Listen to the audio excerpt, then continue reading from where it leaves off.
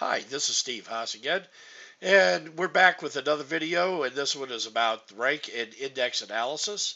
Under this section, there's five functions that I'm going to cover here. I'm just going to cover them all in one video because they all pretty much function the same, just give you different information. So let me get into it now with the Alexa ranking. And with this feature now, you can bulk upload domain names. So if you have them in a text file or CSV file, depending on what your plan limits are, you'll be able to upload them, or you can do them one at a time by typing them in, or like I'm about to do, which is just copy and paste a few in. So we're going to go ahead and start the check.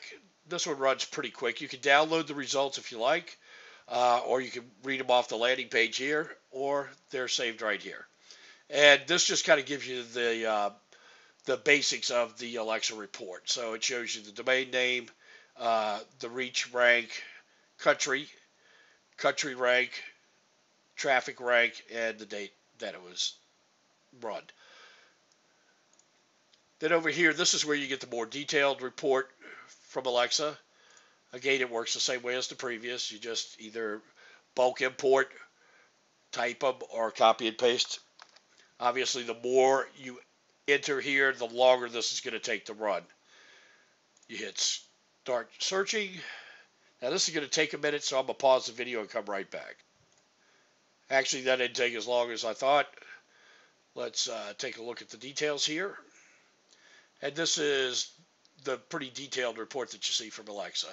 And you can read as well as I do, but just to highlight some of the more important points: domain name, global rank, country rank, and all the particulars about time on site and linking and et cetera, et cetera. So there's a lot of information here that you can compare your sites against your competitors, or if you're just curious to know about various sites, you can do that too.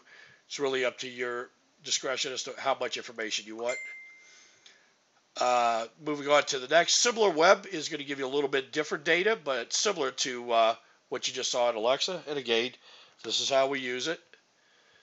Start searching. I'm going to pause the video again. Be right back. All right, we're back. And again, I'll show you the Facebook details.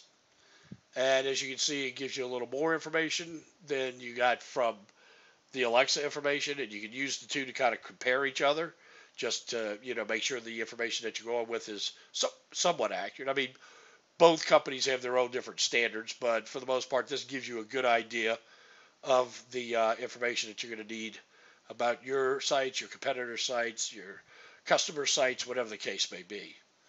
So moving along again, we're going to do the Moz check. Now, same thing with Moz. You can do the same things as we said before: bulk upload, or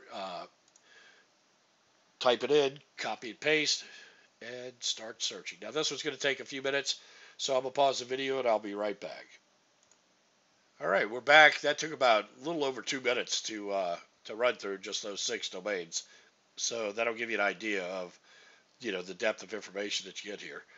You can also download these again, just like previously, or just view it on the page. And I'm gonna get into what some of these details are, but really the most important things that you need to concentrate on when you're looking at this report is the domain authority. And obviously these are some of the biggest domains in the world, so they're going to be authority of a 100 on Moz. And as you can see, the page, page authority is pretty high too. External links, other links, and then the URL and the date. So as you can see, this is a pretty useful tool, especially if you're comparing it against a competitor site, not necessarily somebody like LinkedIn or WordPress, but one of your competitors. And moving right along here, search engine indexing. This is the number of times that the search engines actually go in and extract information about the site, how many times it's done.